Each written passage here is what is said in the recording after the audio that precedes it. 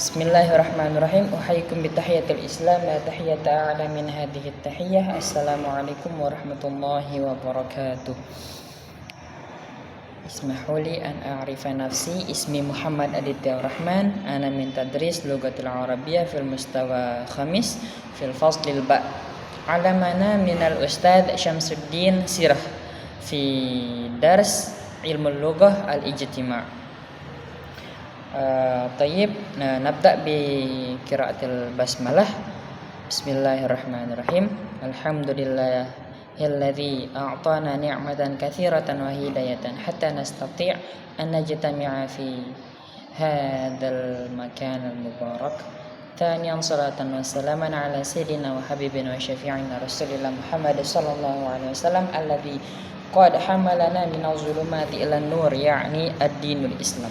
Tashilan li wa tafhiman lakum sa'antik bil lughah al-Indonesi. Jadi pertama-tama kita akan membahas tentang bahasa dan rasialisme. Bagaimana bahasa digunakan dalam konteks rasial. Jadi di PowerPoint ini kita akan membahas tentang persimpangan bahasa. Kita akan menjelajahi tentang persimpangan bahasa dan identitas suatu ras. Langsung saja kita ke pembahasan slide selanjutnya. Pembahasan. Nah, di sini yang pertama kita akan membahas tentang pengantar bahasa dan ras, kemudian perspektif sejarah, kemudian pengaruh media terhadap bahasa, kemudian dampak bahasa dalam pendidikan. Kelima, pemberdayaan melalui aktivisme bahasa. Keenam, pembentukan bahasa dan identitas. Ketujuh, tantangan dan peluang. Kedelapan, keanekaragaman linguistik dan keadilan sosial. 9, perspektif masa depan tentang bahasa dan rasialisme. Itu yang terakhir, yang ke-9. Nah, kemudian kita langsung saja ke pembahasan yang pertama. Pengantar bahasa dan ras. Saya bacakan dulu. Di sini ada 4 poin. Konsep utama, bahasa membentuk identitas suatu ras, melanggengkan stereotip dan pengaruh interaksi sosial. Kemudian pola bicara mencerminkan afiliasi budaya dan dapat memperkuat atau menentang bias dan diskriminasi rasial.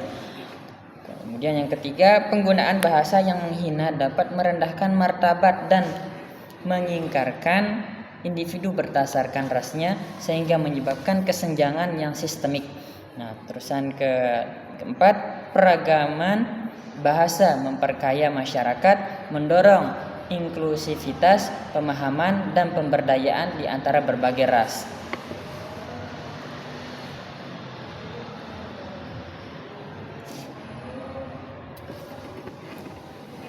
Bahasa membentuk identitas suatu ras. Nah, di sini seperti kita lihat ketika di India bahasa mereka itu seperti bahasa India. Nah, kemudian kita ke Arab, mereka menggunakan bahasa Arab.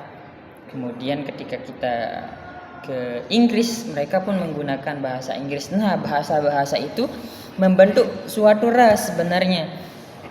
Dari sana, dari bahasa kita bisa membedakan, oh ini ras India, ini ras Arab, ini ras Inggris. Nah, seperti itu. Nah, kemudian penggunaan bahasa yang menghina dapat merendahkan martabat, dijelaskan di sini kan? Dan meminggirkan individu berdasarkan rasnya sehingga menyebabkan kesenjangan yang sistemik. Nah, misalnya di India masih terdapat ras-ras yang ras tinggi, ras lebih rendah. Nah, itu dapat menghina sesuatu yang sehingga menyebabkan kesenjangan yang sistemik, yang seperti sudah diatur kesenjangannya. Oke, mungkin dari sini sudah paham tentang pengantar bahasa dan ras. Kemudian kita lanjut ke slide selanjutnya. Perspektif sejarah evolusi bahasa. Nah, Saya bacakan dulu ya. Yang pertama, sepanjang sejarah bahasa telah dijadikan senjata untuk menindas komunitas rasial yang terpinggirkan, memaksa hierarki dan dominasi kolonial. Yang kedua, bahasa kolonial yang dikenakan pada penduduk asli telah menyebabkan penghapusan budaya dan hilangnya bahasa sehingga berdampak pada identitas, ras, dan warisan. Yang ketiga, gerakan revitalisasi bahasa. Revitalisasi bahasa bertujuan untuk mendapatkan kembali, melestarikan dan merayakan bahasa asli, mempromosikan kebanggaan budaya dan pemberdayaan ras. Yang keempat, kebijakan bahasa memainkan peran penting dalam mengatasi kesenjangan linguistik dan mendukung hak linguistik bagi semua kelompok dan ras. Nah, di sini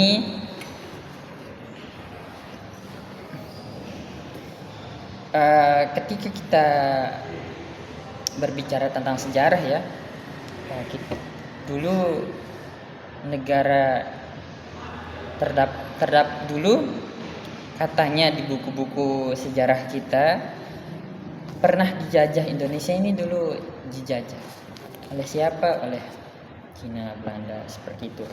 Nah, mereka menggunakan bahasa mereka ke dalam pulau-pulau yang ada di Indonesia dan memaksa supaya orang yang berada di jajahannya itu menggunakan bahasa mereka sehingga mereka bisa leluasa di dalam ras yang ada di pulau tersebut, sehingga orang-orang yang memiliki bahasa berbeda yang asli dari pulau tersebut, bahasa mereka itu seperti menghilang, perlahan-perlahan terhapus karena penjajahan seperti ini. Nah, terus di sini gerakan revitalisasi. Gerakan revitalisasi itu seperti contoh perbuatan yang menghidupkan atau mengingat kembali bahasa sehingga bisa melestarikannya, sehingga tidak hilang bahasa itu. Nah, kemudian di sini kebijakan bahasa memainkan peran penting dalam mengatasi kesenjangan linguistik dan mendukung hak-hak linguistik bagi semua kelompok. Nah, maksud di sini itu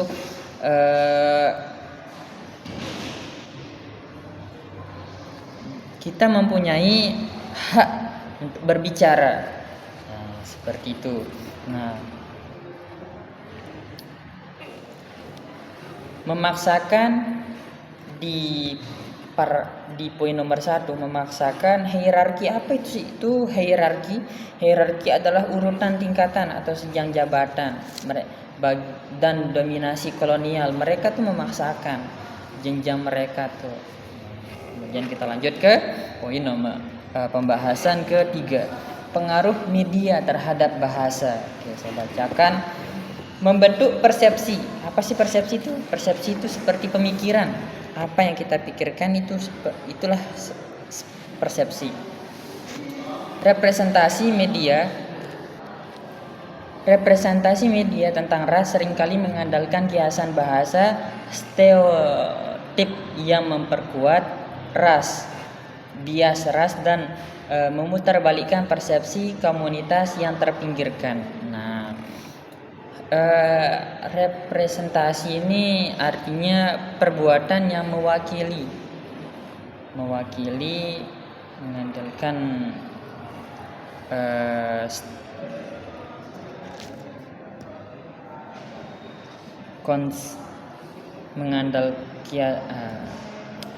representasi media tentang ras seringkali mengandalkan kiasan bahasa stereotip. Stereotip ini artinya konsepsi mengenai sifat suatu golongan berdasarkan tidak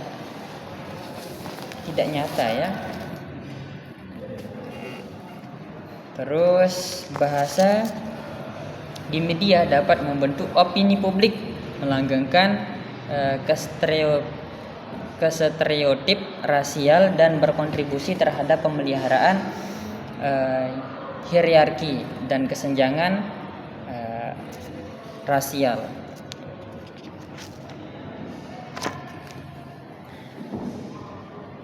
Terus yang ketiga, kontranasi di media menantang nama-nama linguistik, mendukung keragaman ras dan memfasilitasi pembicaraan mengenai keadilan dan kesetaraan ras. Terus yang keempat, bahasa yang digunakan di media dapat melenggangkan narasi yang merugikan atau menjadi alat yang ampuh untuk perubahan sosial dan inklusivitas rasial. Maksud di sini tuh media berpengaruh terhadap bahasa, seperti kita lihat TikTok misalnya ya. TikTok itu mempengaruhi opini publik. Misalnya ada yang galau, tiba-tiba mereka mempost ada artis atau yang bercerai seperti itu, maka opini publik itu makin memburuk kadang. Itu yang membuat standarisasi, mereka membuat standarisasi melalui media. Itu yang inti yang dibahas di slide ini. Oke, kita lanjut ke slide selanjutnya. Dampak bahasa dalam pendidikan. Pemeralatan pendidikan. Bahasa pengantar dalam lingkungan pendidikan dapat memperdayakan atau meminggirkan siswa dari latar belakang ras yang berbeda, sehingga berdampak pada kesehatan akademis dan harga diri mereka. Kemudian yang kedua, program pendidikan multibahasa mendukung keragaman bahasa dan meningkatkan hasil pendidikan bagi siswa dari berbagai latar belakang ras dan budaya. Ketiga, hambatan bahasa dalam pendidikan dapat menciptakan kesenjangan, membatasi akses terhadap pendidikan berkualitas dan melenggangkan kesenjangan ras dalam prestasi akademik. Yang keempat, praktik pengajaran yang respons secara budaya yang menghormati latar belakang linguistik dan budaya siswa sangat penting untuk mengembangkan lingkungan belajar yang inklusif dan adil. Nah, maksud di sini tuh bahasa pengantar dalam lingkungan pendidikan dapat memperdayakan atau memiringkan siswa dari latar belakang ras yang berbeda sehingga berdampak pada keberhasilan akademis dan harga diri mereka. Memiringkan latar belakang. Nah, misalnya latar pendidikan, setiap anak itu di pendidikan, setiap anak memiliki latar belakang yang berbeda-beda. Ada dari misal ini budaya ini, ada dari budaya itu, ada dari bahasa ini, ada dari bahasa itu. Itu di latar belakangkan dulu, disampingkan, dimiringkan. Nah, poin penting yang harus didahulukan pada pendidikan yaitu keberhasilan akademis dan harga diri mereka. Ketika sudah disampingkan latar belakang mereka akan fokus ke akademik dan harga mereka ini tetap terjaga. Nah, namun ketika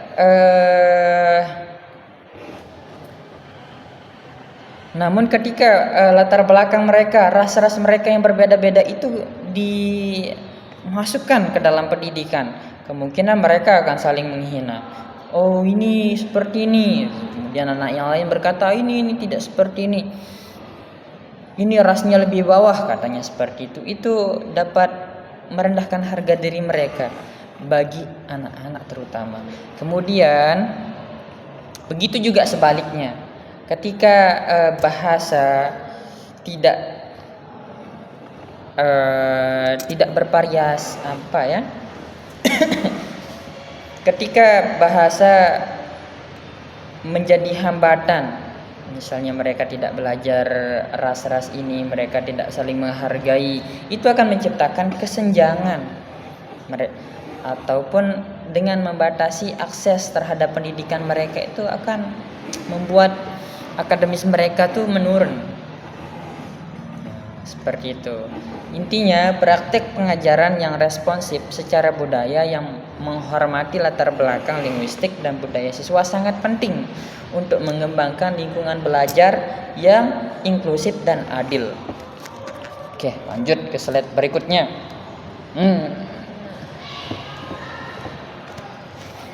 Pemberdayaan melalui aktivisme bahasa. Pemberdayaan, advokasi untuk perubahan. Advokasi ini artinya pembelaan. Aktivisme bahasa melibatkan advokasi hak-hak linguistik, hak-hak berbicara, melestarikan bahasa-bahasa yang terancam punah, dan menantang diskriminasi dan prasangka linguistik berdasarkan ras. Melestarikan bahasa-bahasa yang hampir punah. Jadi bahasa-bahasa yang hampir punah itu di aktivisme lagi, diaktifkan lagi. Kemudian poin yang kedua, inisiatif revitalisasi. Revitalisasi, ingat apa arti revitalisasi?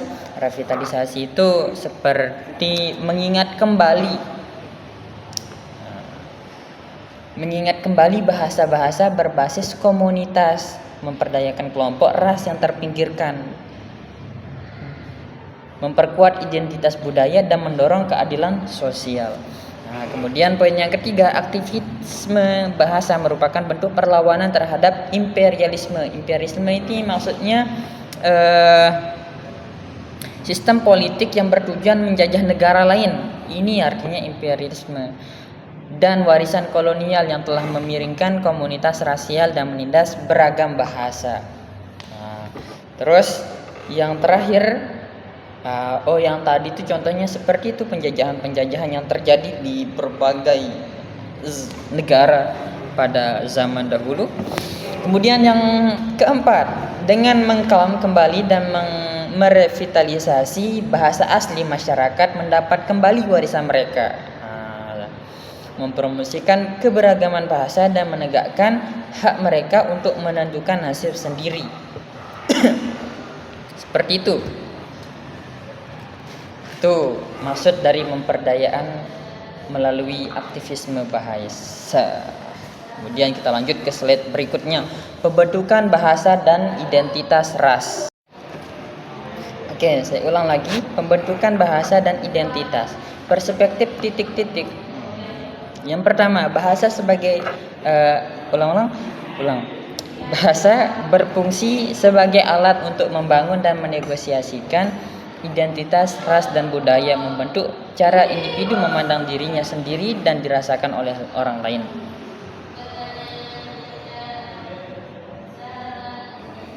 Kedua, pengalihan kode dan pilihan bahasa merupakan bagian integral. Integral ini maksudnya terpenting dalam menavigasi, dalam mengarahkan identitas multiras dan multibahasa yang mempunyai dua ras dan dua bahasa, yang mencerminkan persilangan kompleks antara ras dan etnis. Etnis itu memiliki kesamaan artinya, dan bahasa.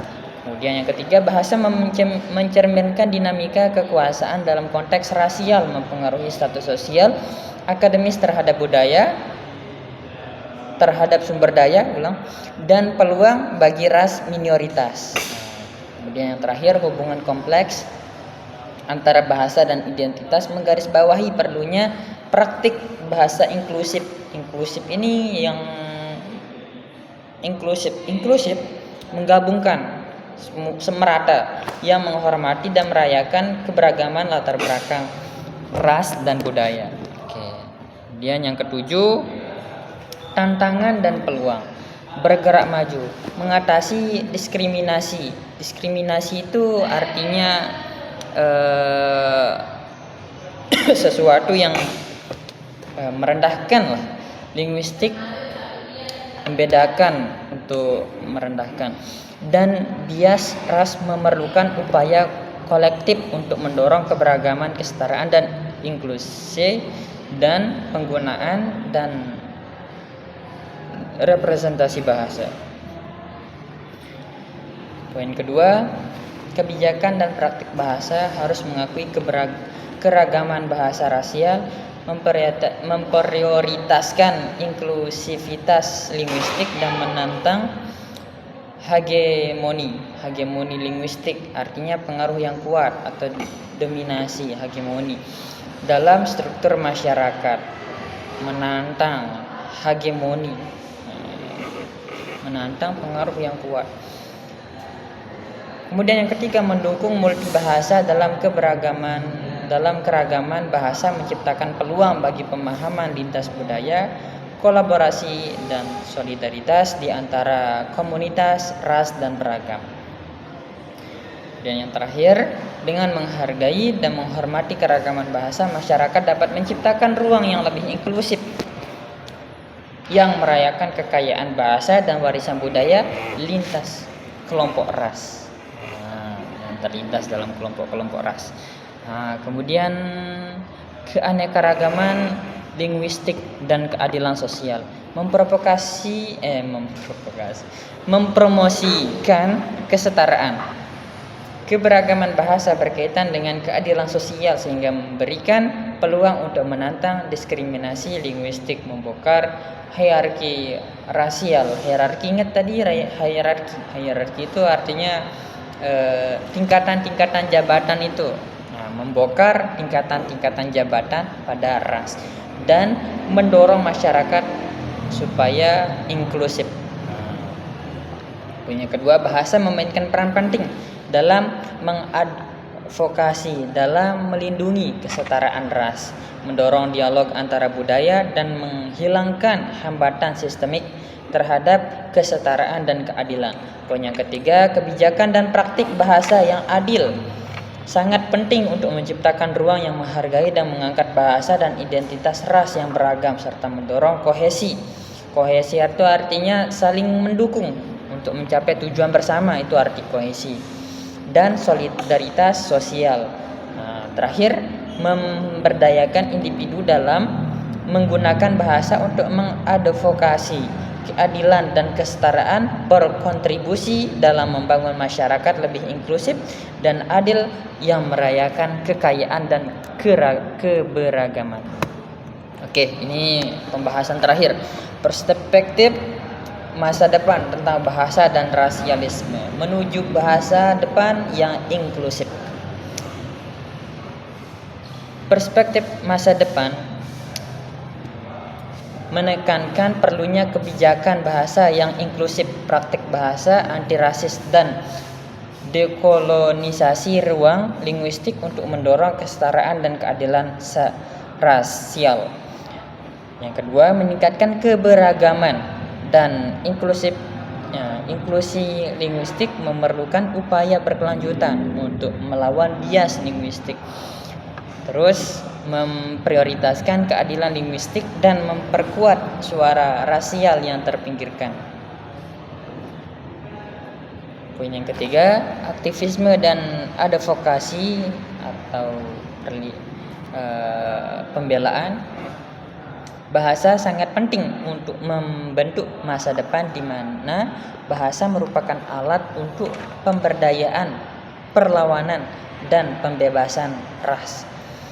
Terakhir, dengan merangkul keberagaman bahasa dan mendorong inklusivitas rasial, masyarakat dapat menciptakan masa depan yang lebih adil dan merata di mana bahasa mencerminkan dan menghormati keberagaman pengalaman rasial. Mungkin sekian dari saya. Kalau ada yang belum dipahami, mohon dicari sendiri. Assalamualaikum warahmatullahi wabarakatuh.